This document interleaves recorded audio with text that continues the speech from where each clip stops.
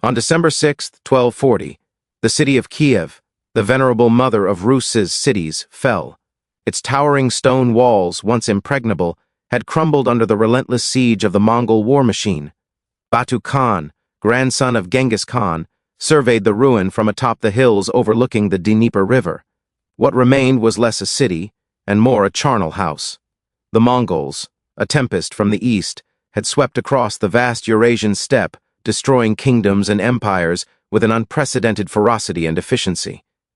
Their arrival in Europe was not merely a military campaign, it was an existential threat, a cataclysm that contemporaries struggled to comprehend.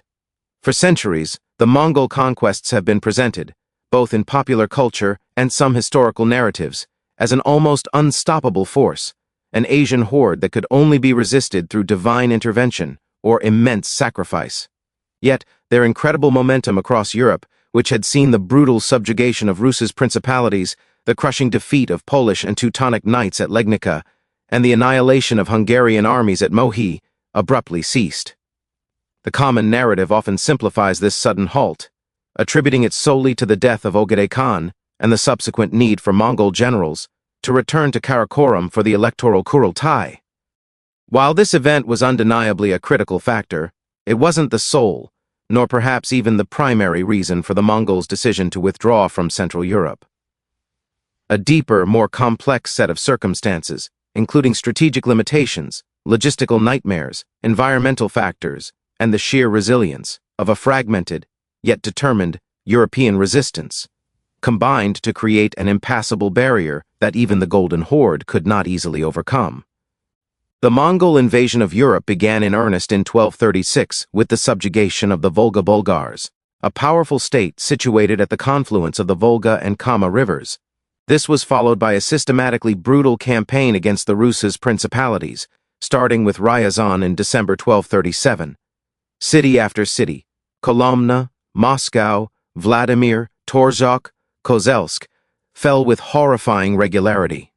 The Mongols employed sophisticated siege tactics, including trebuchets capable of hurling massive stones, and a disciplined, cohesive command structure that contrasted sharply with the fractured, often squabbling European feudal armies.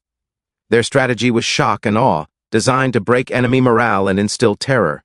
By late 1240, having sacked Kiev, Batu Khan's forces were poised to move into Central Europe. The winter of 1240 to 1241 presented its own challenges but also advantages for the invaders. Frozen rivers became superhighways for cavalry, allowing rapid movement. The year 1241 witnessed the Mongols' most spectacular victories in Central Europe. On April 9, 1241, a Mongol Tumen under Kadan, a cousin of Batu, decisively defeated the combined Polish and Teutonic knights at the Battle of Legnica. The Duke of Silesia, Henry the Pious, was killed, and his head paraded on a spear. Just 2 days later, on April 11, 1241, the main Mongol force led by Batu and Subutai annihilated the Hungarian army of King Bela IV at the Battle of Mohi, Sajo River. The Hungarian forces, numbering around 60,000, were trapped and systematically slaughtered. Bela IV barely escaped with his life. These were not mere skirmishes. They were total victories that shattered the military might of two major European powers. The road west seemed open. Yet, as the Mongols pushed further, raiding into Moravia, devastating parts of Croatia and Dalmatia, and even reaching the Adriatic coast, their momentum began to wane. It's crucial to understand the Mongol military doctrine. Their success relied heavily on mobility, intelligence, and logistical support through foraging and plunder. The vast steppes of Eurasia, their traditional hunting grounds, provided ample pasture for their enormous herds of horses, which were fundamental to their military strength. Each Mongol warrior typically had multiple horses, allowing for rapid movement and fresh mounts during combat. The landscape of Central Europe, however, was different. It was less open, more forested, and dotted with heavily fortified castles and towns.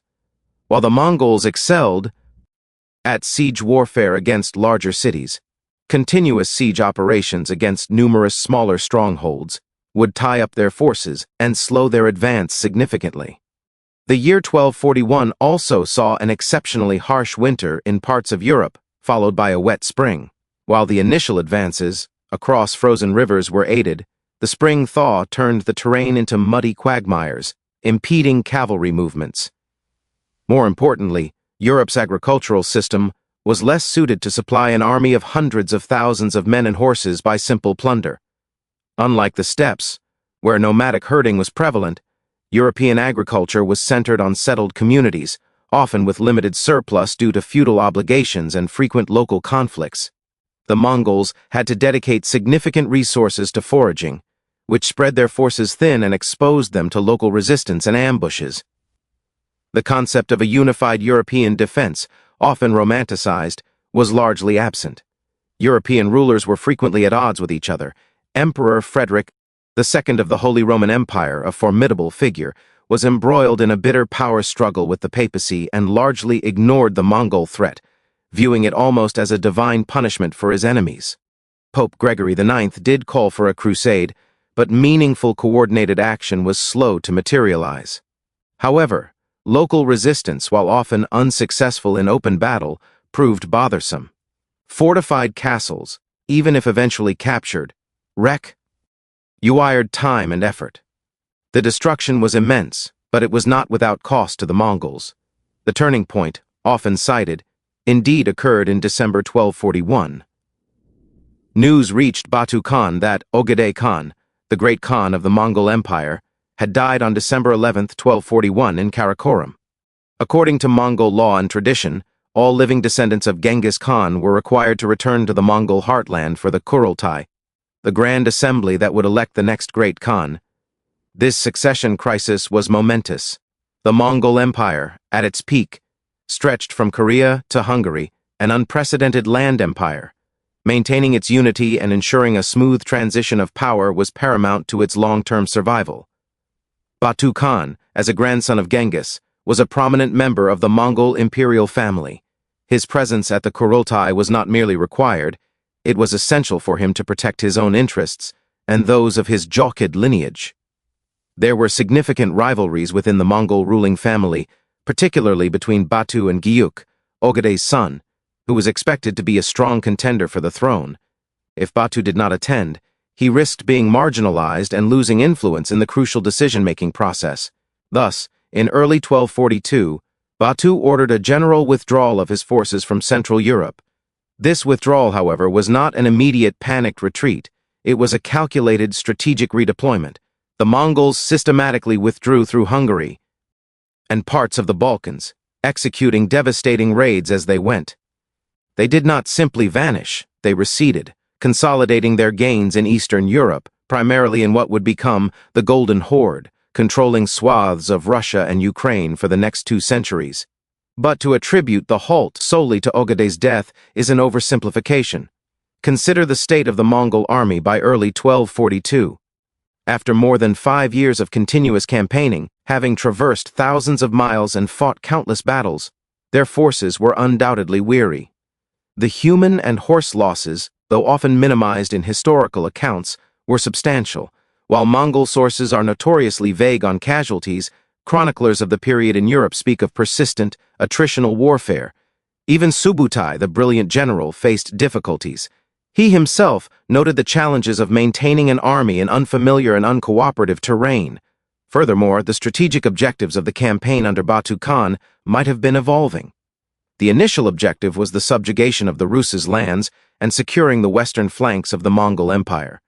While raids into Central Europe demonstrated Mongol power and gathered intelligence, a full-scale occupation of the entire European continent might not have been a primary goal from the outset. Europe was densely populated compared to the steppes, and integrating such diverse populations into the Mongol administrative system would have presented enormous challenges, far more complex than ruling over the nomadic peoples of Inner Asia or the less populated Rus's principalities. The sheer logistical difficulty of administering fragmented feudal states, with their complex legal systems and religious institutions, was likely a deterrent. The resources required for a sustained occupation would have been immense. The Mongols, for all their military genius, were not infinite. Their cavalry, their greatest strength, was also their greatest logistical burden. Thousands of horses needed vast amounts of fodder, which was becoming increasingly difficult to find or requisition as they moved further west. The climate and ecology of Central Europe were simply not as conducive to their traditional mounted warfare and subsistence methods as the steppes. Another critical factor was the nature of the terrain. As the Mongols moved into Austria and parts of the Holy Roman Empire, they encountered heavily forested, mountainous regions like the Carpathian Mountains and the Alps. These geographical features naturally broke up the broad plains, suitable for large-scale cavalry maneuvers, forcing the Mongols into narrower passes where their numerical and tactical superiority could be negated. They were less effective in such environments, making their advance slower and more costly. The resilience of individual European localities and rulers also played a part, even if they couldn't decisively defeat the Mongols in open battle.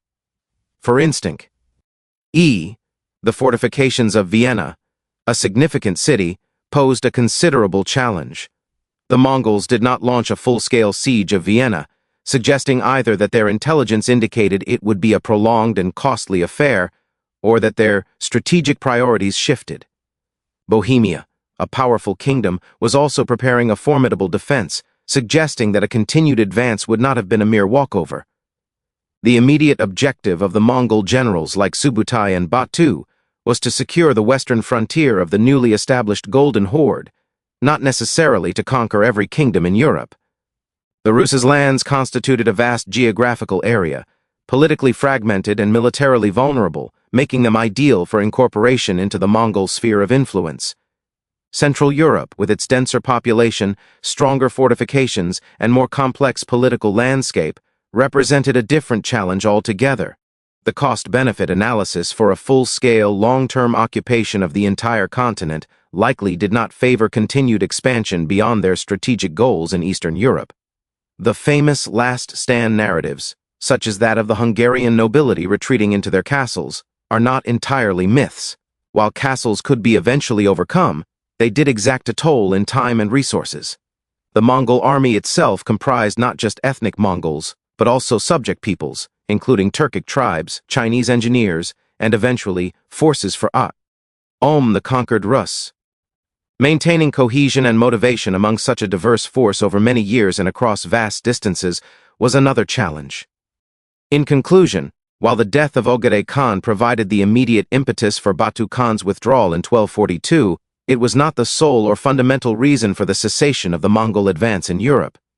The true secret that brought them to a halt was a confluence of factors: the logistical overextension of their lines of supply, the exhaustion of their forces after years of relentless campaigning, the changing and less favorable terrain of Central Europe, the growing effectiveness of local, albeit fragmented, European resistance, and the inherent strategic limitations of maintaining a vast cavalry army in a densely populated, heavily forested continent.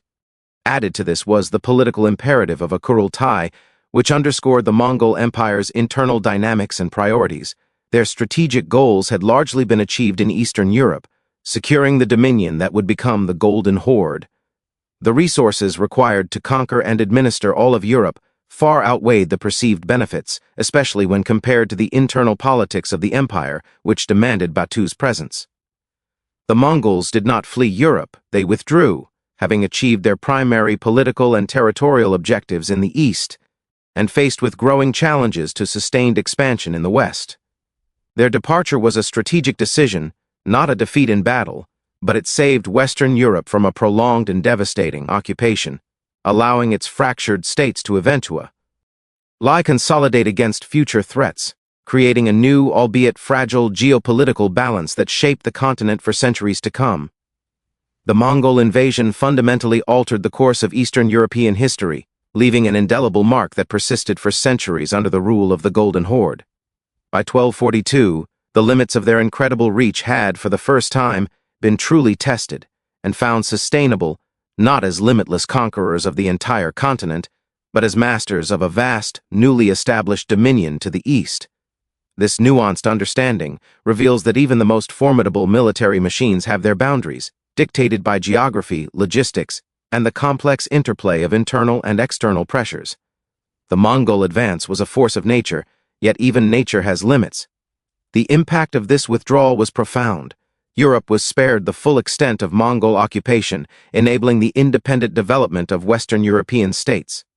The experience also taught Europeans valuable lessons about disciplined warfare and centralized command, though it took centuries for these lessons to be truly internalized. The lasting legacy is a testament to both the terrifying efficiency of the Mongol war machine and the often overlooked environmental, logistical, and political challenges that ultimately constrained its ambitions beyond the steppes. Without these constraints, the map of Europe, and indeed the world, would undoubtedly look dramatically different today. In the annals of history, the Mongol invasion remains a monumental event, often considered alongside the Great Migrations and the fall of Rome in its epochal significance. But the secret to its sudden halt lies not in a single dramatic victory or defeat, but in a tapestry of complex interactions, terrain, logistics, political succession, and a resilient, if imperfect, European defense.